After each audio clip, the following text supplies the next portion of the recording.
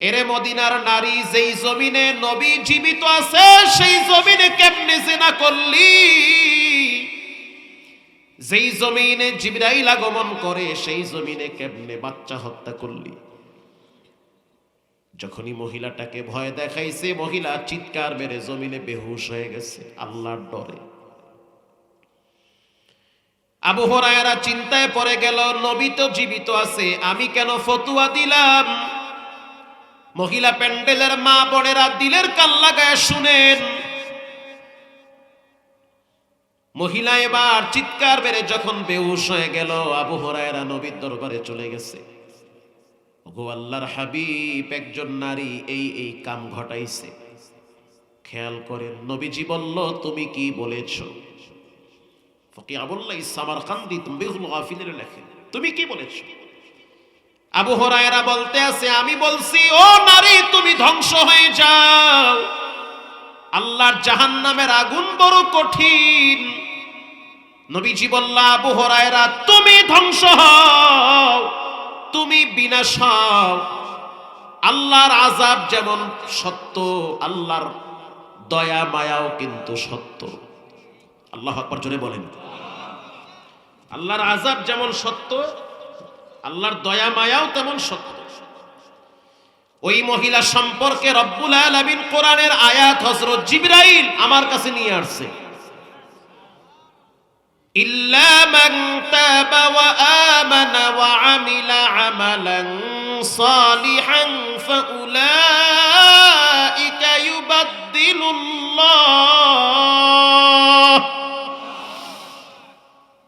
ঈমান আনার পরে কেউ যদি গুনাহ করে, আমি আপনি ঈমান আনছি কিন্তু গোপনে একটা অপরাধ করছি, কেউ দেখে নাই, দেখছেন কে?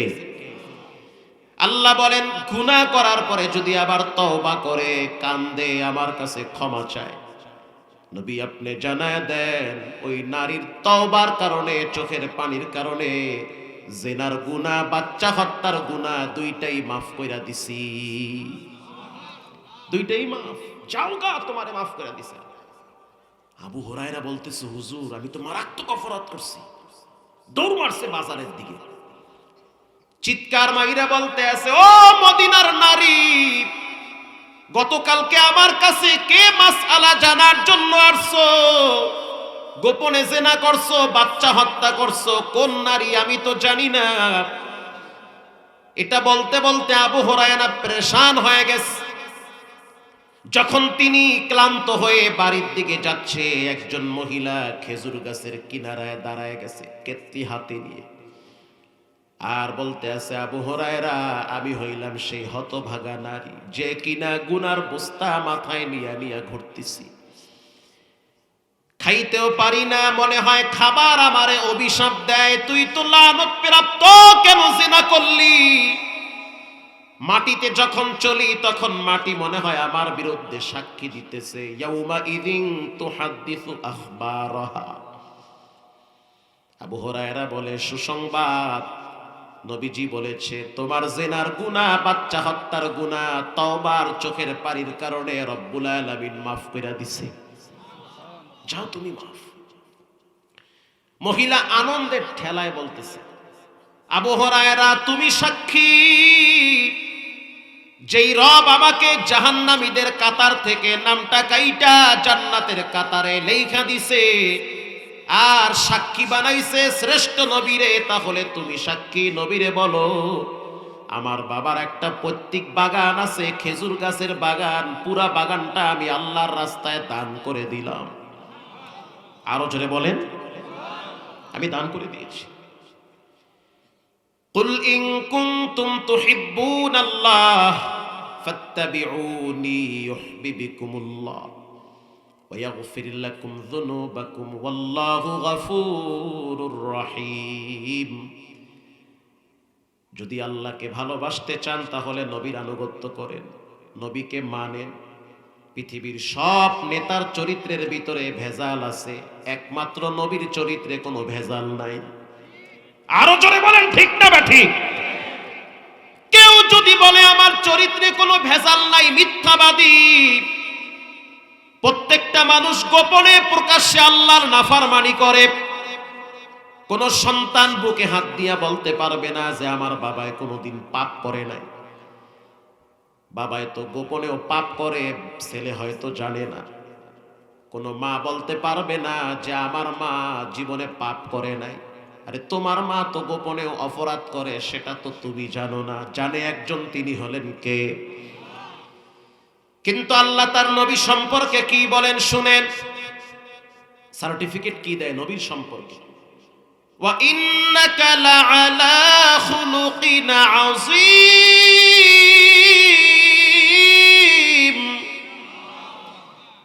আমার নবীর চরিত্র হলো সর্বশ্রেষ্ঠ চরিত্র, উত্তম চরিত্র, আযীম। এটা যে কত গভীর, এটার তলা খুঁজা পাওয়া যায় না।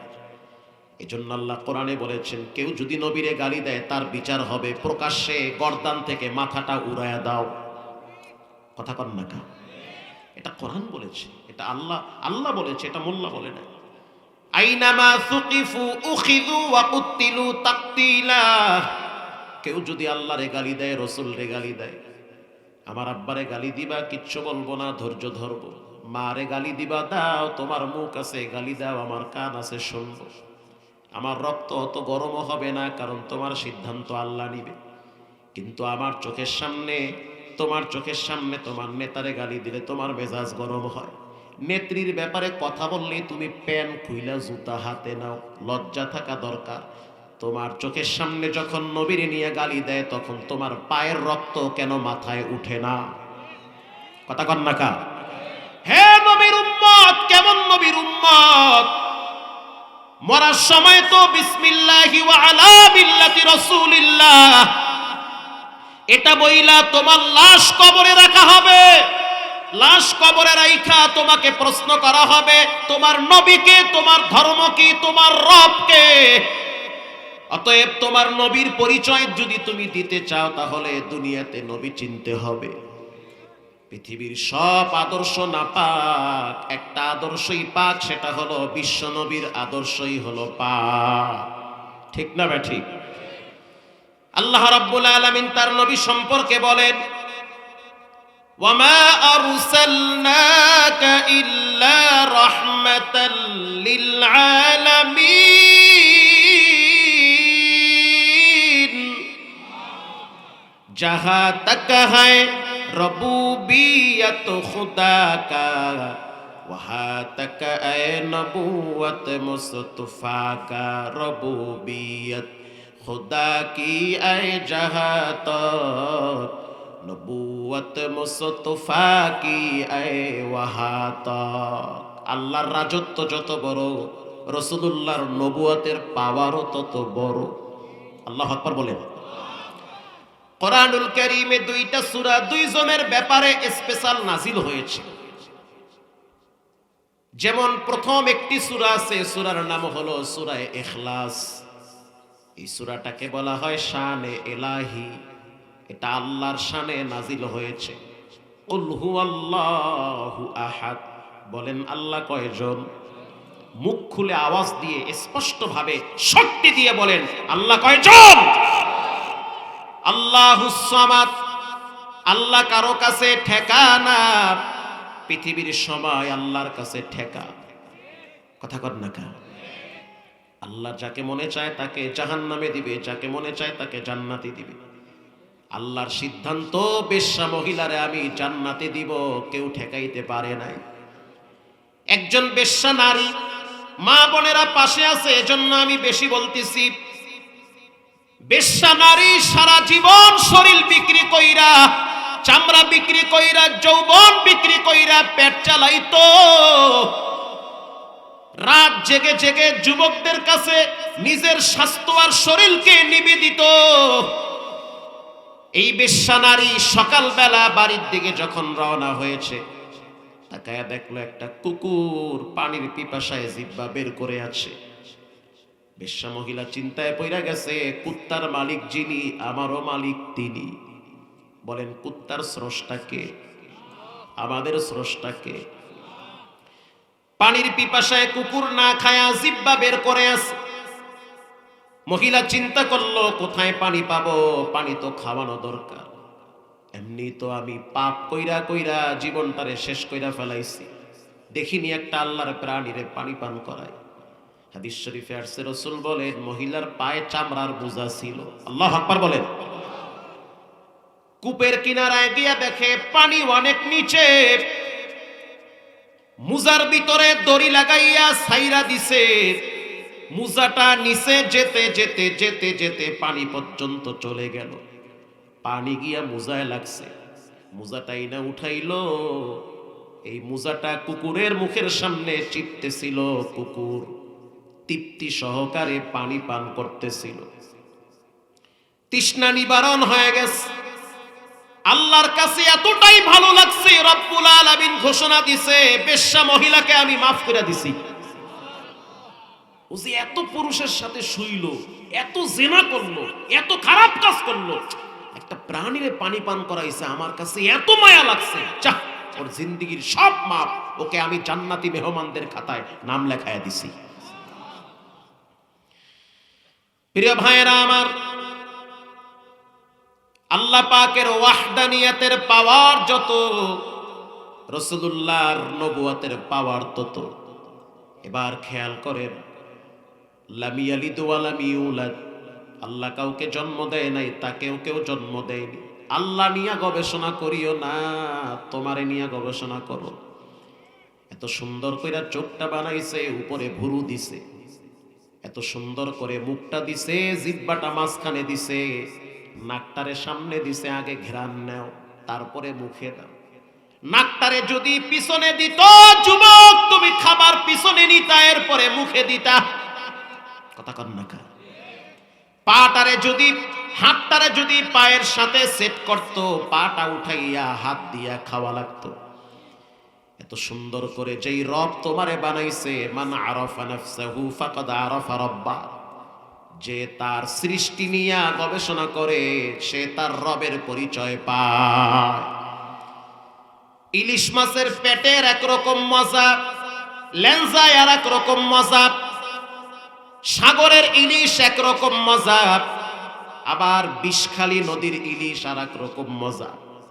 আমাদের বাড়ির পাশে একটা নদী আছে, নদীটার নাম হলো টাঙ্গন নদী। এই নদীর মাছ বড় মজার মাছ, একই মাছ সাগরে গিয়া খাই মজা লাগে না। আবার পদ্মার ইলিশ আর এক রকম মজা।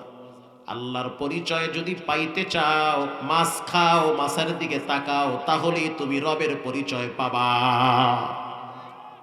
ঠিক না বেঠি? রবের পরিচয়। এটাকে বলা হয় শানে এলাহি, সূরা ইখলাস।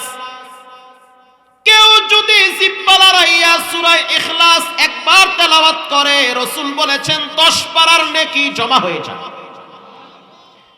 2 বার তেলাওয়াত করলে 20 পারা, 3 বার পড়লে 30 পারা। এবার আসেন, আমি আর মুফতি আরিফ বিন হাবিব সাহেব একবার একটা হাউজিং এ ঢুকছি, মোহাম্মদপুর বসিলা ব্রিজের পরে।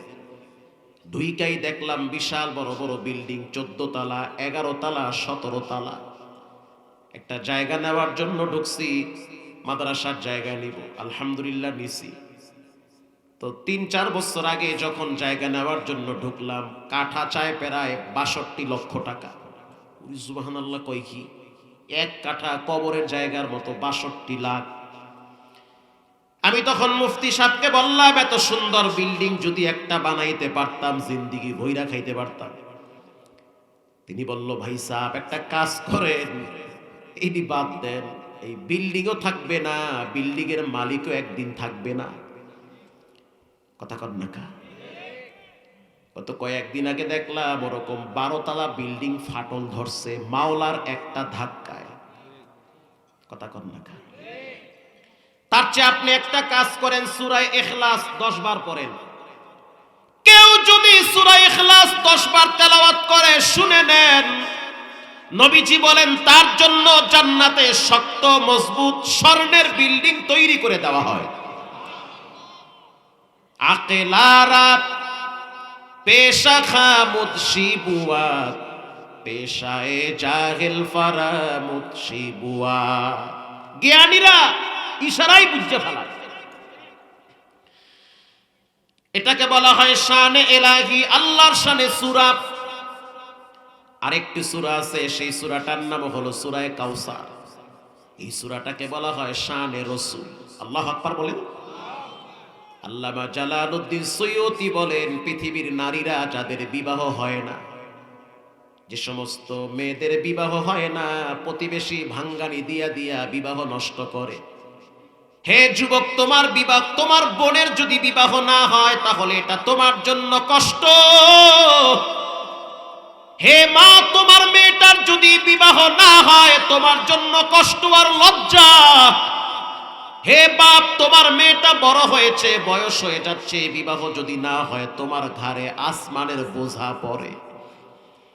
বাবায় কান্দে, মায়ে কান্দে, চোখের পানি দিয়া বালিশ ভিজায়ার বলে, মালিক কন্যা দিয়েছ, অথচ বিবাহ হচ্ছে না। মেয়েটাও নীরবে কান্দে আর বলে, আল্লাহ, নারী জাতি হিসাবে আপনি বানাইছেন, কিন্তু আমার হক, আমার দায়িত্ব একজন পুরুষের হাতে আমি দিব, সেটা তো হচ্ছে না। জালালউদ্দিন সৈয়দী বলেন, হতাশার কোনো কারণ নাই। কোন অবিবাহিত নারী যে বিবাহের প্রস্তাবের অপেক্ষায় আছে, রাত্রিবেলা যদি পবিত্র বিছানায় শুইয়া পড়ে, পবিত্র জামা পরা লাগবে, পোশাকটা পবিত্র থাকা লাগবে, উজু কইরা শোয়া লাগবে। 1 নম্বরে বিছানা পবিত্র লাগবে, 2 নম্বরে তার কাপড় পবিত্র হওয়া লাগবে, 3 নম্বরে সূরা কাউসার 80 বার পাঠ করা লাগবে। জালালউদ্দিন সৈয়দী বলেন, বেশি লাগবে না, 1 সপ্তাহ যদি 80 বার সূরা কাউসার পড়ে, তাহলে খুব দ্রুত রব্বুল আলামিন তার জন্য সুপাত্রের ব্যবস্থা করে দিবে। 4 বছর আগে মুন্সিগঞ্জ মারালিয়া আমি এই বয়ান করেছি। আলহামদুলিল্লাহ, গত কয়েকদিন আগে গেছি, মুরব্বী বলতেছে, হুজুর, ওই বয়ানের উপরে অনেক নারীরা আমল কইরা মাশাআল্লাহ ভালো ভালো জায়গায় বিবাহ হয়ে গেছে। এটা কোরআনের পাওয়ার, এটা মোল্লার পাওয়ার না। বলেন, এটা কার পাওয়ার? এটা কোরআনের পাওয়ার। আমার গ্রামের বাড়ি কুয়াকাটা, সাগরের পারে গ্রাম হলো ইউসুফপুর। তাবলীগ জামাত আসছে, তখন আমি ছাত্র, লেখাপড়া করি নানুপুর মাদ্রাসায়। গ্রামের বাড়িতে গেছি, ফজরের নামাজের পর তালিম করতেছে। আমি নামাজ পড়া বাসায় চলে গেছি, 10টার সময় বাজারে যাব। রাস্তার সাথে মসজিদ, মসজিদটা আলহামদুলিল্লাহ আমার বাবায় বানাইছে কষ্টের টাকা দিয়া। তো বারান্দায় তাকায় দেখলাম 10-11 জন মুরব্বী বৈশা বৈশা সূরা কাফিরুন তেলাওয়াত করতেছে, শুদ্ধ কইরা পড়ে। একজনে পড়ায়, কুল ইয়া আইয়ুহাল কাফিরুন,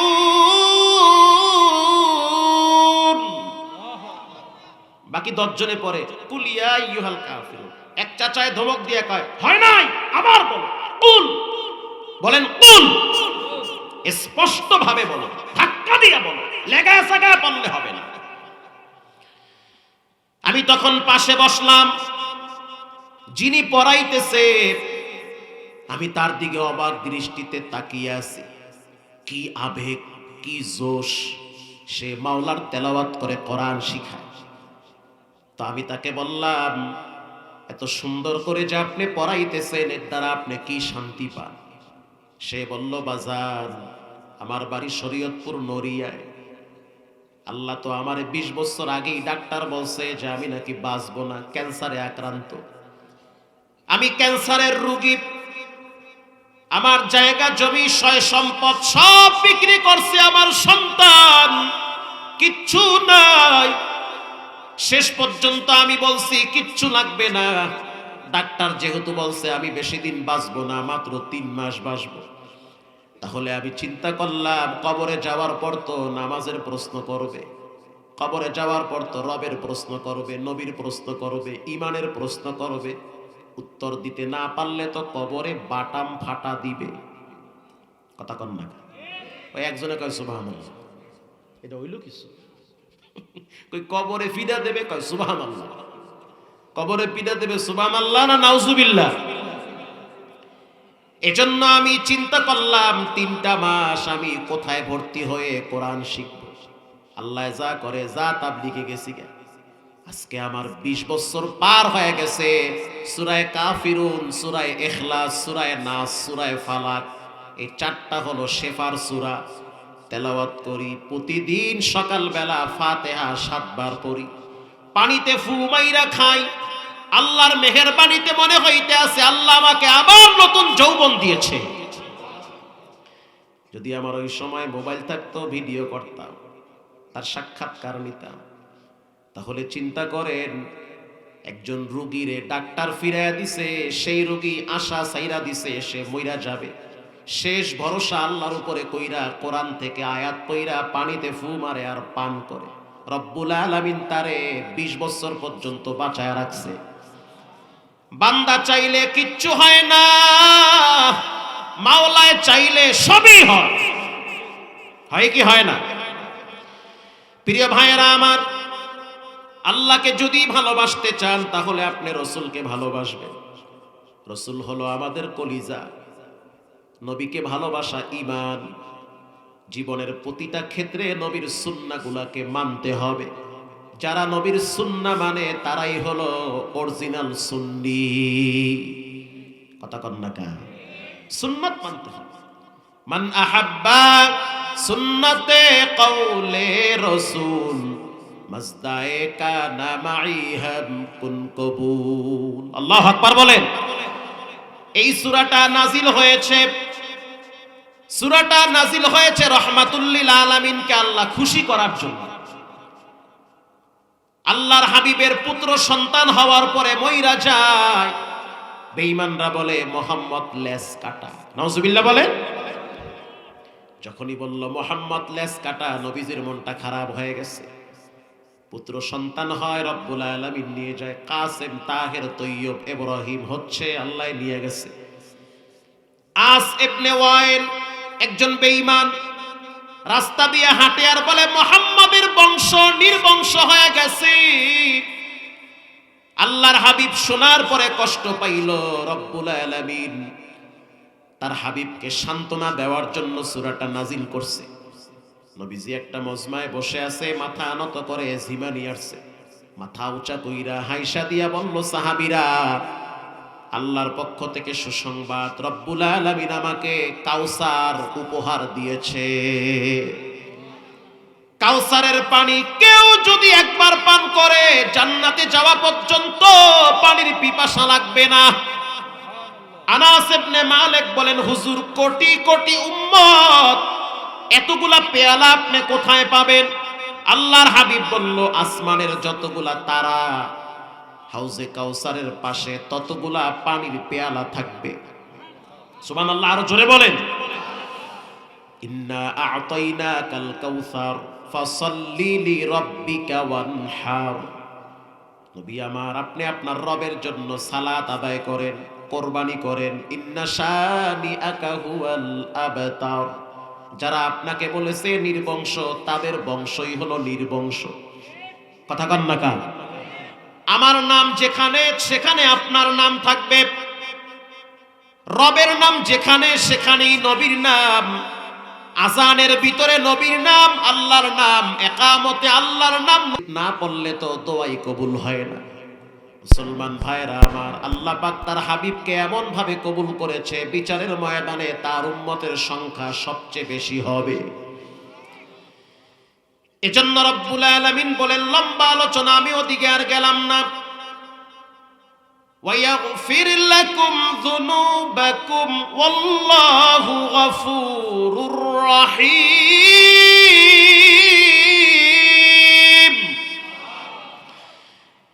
যদি আপনাকে ভালোবাসে তাহলে আমাকে ভালোবাসা হবে, আর যদি আমাকে ভালোবাসে তাহলে সুসংবাদ দেন, তাদের সব গুনাহ আমি আল্লাহ মাফ করে দিব। পায়ে হাত দিয়ে বলি, অনুরোধ করে বলি, বাবা, খাবার খাওয়ার সময় দস্তারখানা বিছায় খাবেন। বাথরুমে ঢোকার সময় বাম পা দিয়া ঢুকবেন, ডান পা দিয়া বের হবেন।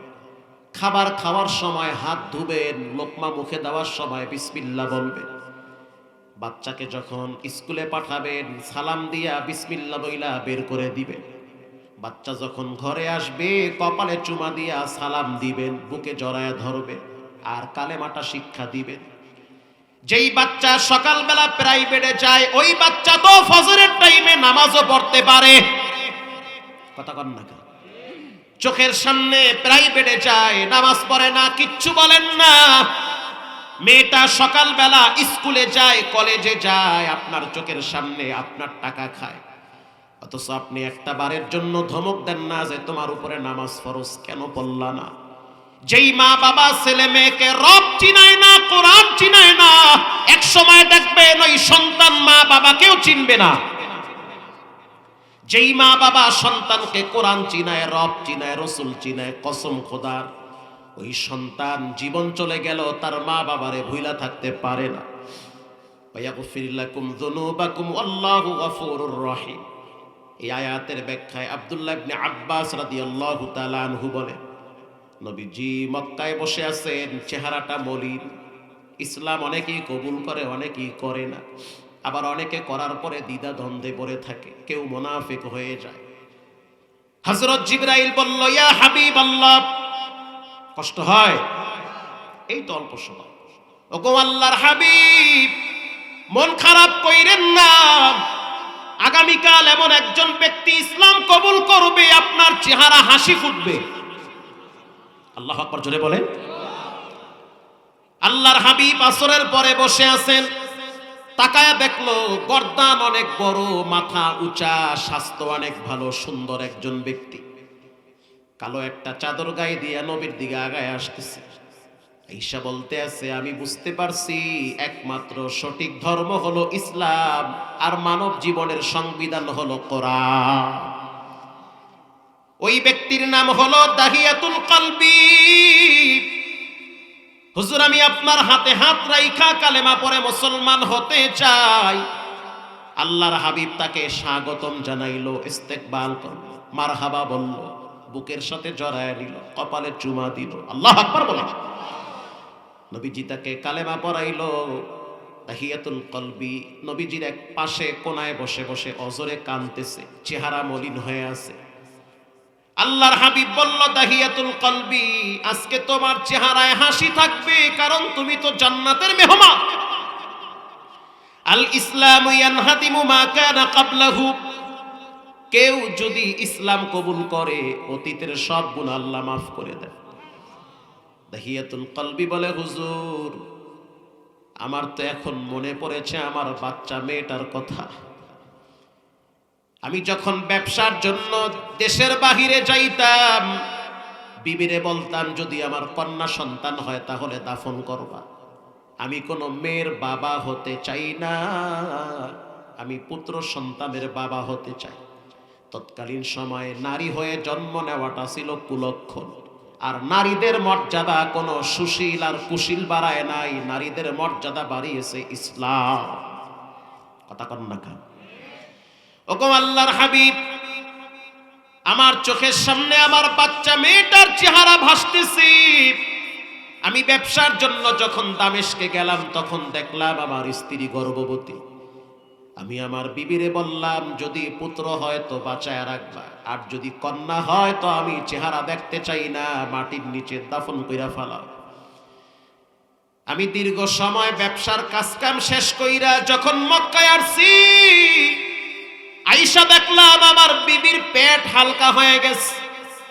আমি বললাম, ও বিবি আমার, তোমার সন্তান কি হয়েছে?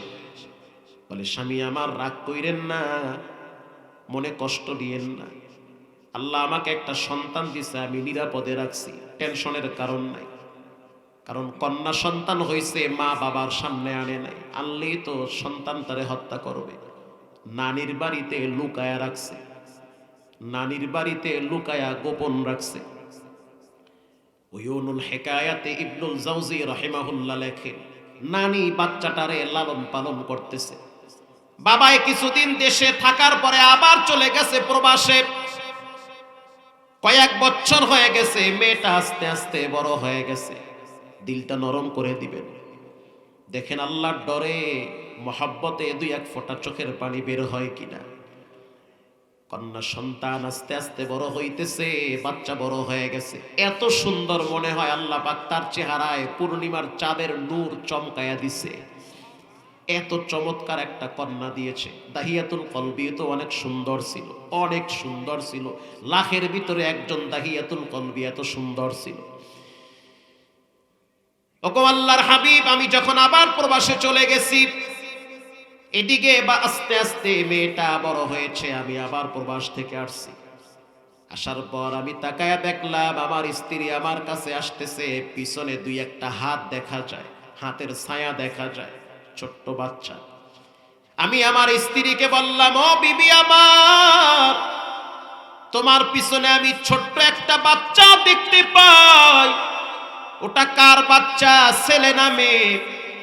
বিবি আমার হাতটা জড়ায় ধইরা কান্দা কান্দা বলতে আছে, ওটা তোমার মেয়ে, ওর নাম রাখছি জামিলা, ও দেখতে এত সুন্দর তোমার মতো হয়েছে, ওরে দেখলে তোমার মায়া লাগবে, ওর মুখের বুলিটা বড় মজার, ওর কচি হাত দেখলে তোমার মায়া লাগবে, এটা তোমার কলিজা।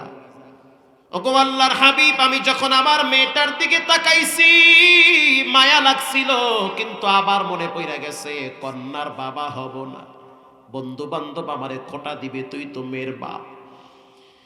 আমি আমার বিবিরে বললাম, ওরে সাজায় দাও, আমি বেড়াইতে নিয়ে যাব। আমার স্ত্রী সরল মনা নারী, মনে করছে মেয়ের ভালোবাসা দেখা বাবাই বুঝি কইলে গেছে, বাবাই তো আপন আব্বা। আমার বিবি আমার মেয়েটারে সুন্দর কইরা সাজায় দিছে। সাজায় দেওয়ার পর আমি আমার মেয়েটাকে নিয়ে যখন সফর শুরু করলাম, কিছু দূর যাওয়ার পরে পাহাড় থেকে একটা বস্তার কোদাল নিছি। ওটা আমার মেয়ে দেখে নাই, ওই বস্তার ভিতরে কি আছে মেয়ে বুঝে নাই। মেয়ে আমার আঙ্গুল দইরা হাঁটে আর বলে, বাবা তুমি কোথায় নিয়ে যাও? এটা তো মরুভূমি, পাহাড় আর পাথর, ঝাপ জঙ্গল এলাকা, এখানে কোন বাড়িতে বেড়াইতে নিবা? দাহিয়াতুল কলবি বলে, হুজুর আমি মেয়ের সাথে কোনো কথাই বলি না, কিন্তু ওরে দেখলে আবার মায়াও লাগে। আমি আমার মেয়েটারে নিয়ে চলতে চলতে মরুভূমির ভিতরে গেছি। যাওয়ার পর আমি বস্তার ভিতর থেকে কোদাল বের করেছি, খুন্তি বের করেছি। আমি গর্ত খনন করা শুরু করছি। গর্ত যখন খনন করা শুরু করলাম, ধুলা বালুগুলা আমার দাড়িতে লাগে। হুজুর আমার মেয়েটা কচি হাত দিয়া ধুলা বালুগুলা সরায়া দেয়। আমি যখন ঘামায়া যাইতাম, তখন আমার মেয়েটা নিজের কচি হাত দিয়া আমার শরীর থেকে ঘাম সরায়া দেয়। সন্তান হিসাবে বাবার প্রতি ভালোবাসা, মহব্বত, কলিজা ভরা আত্মতৃপ্তি। গো আল্লাহর হাবিব, আমি গর্ত খনন করার পর আমি আমার বাচ্চাটাকে বললাম, মা তুমি একটু দেখো গর্ত কত সুন্দর হয়েছে। আমার মেয়েটা যখন গর্তের দিকে তাকাইছে, আমি তখন ধাক্কা মারছি। ধাক্কা যখন মারলাম, মেয়েটা গর্তের ভিতরে উবরায়া পড়ছে। তখন আমার মেয়েটা চিৎকার মেরে বলে, বাবা জীবনে কোনোদিন তোমারে আব্বা বলে ডাকবো না, জীবনে কোনোদিন আমি মক্কার এরিয়াতে থাকবো না, দূরে চলে চলে চলে যাব। আমি বলবো না আমি তোমার সন্তান, এই পরিচয় আমি দিব না, তারপরেও আমি তোমার কাছে এই আচরণ চাই না। এখানে মৃত্যুবরণ করলে আমার লাশ আমার মা খুঁজে পাবে না। ওগো আল্লাহর হাবিব, আমার মেয়ের চিৎকার আমার কান পর্যন্ত গেছে, কিন্তু আমার শক্ত দিলটা নরম হয় না।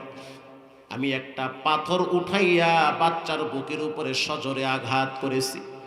রক্তটা ফিলকি দিয়া আমার কপালে আইসা লাগছে রে নবী।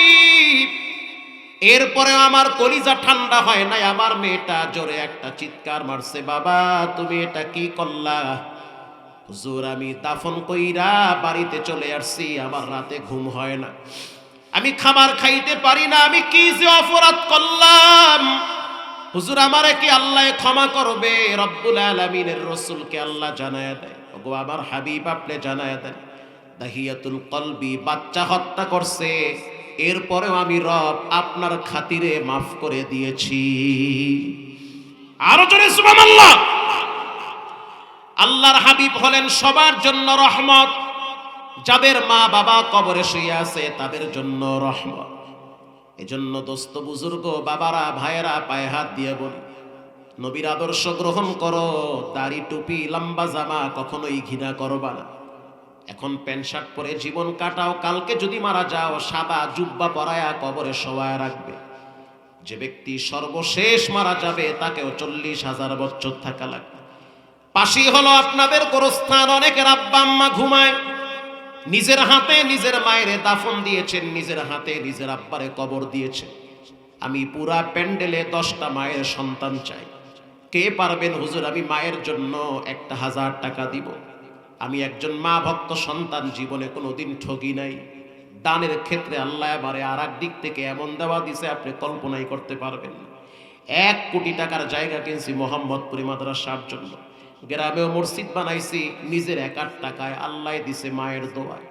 এজন্য মা ভক্ত সন্তান যারা আছেন, 10টা লোক হাত তোলেন তো, প্রথমে একজন হাত তোলেন তো, হুজুর আমি 1000 টাকা দিব।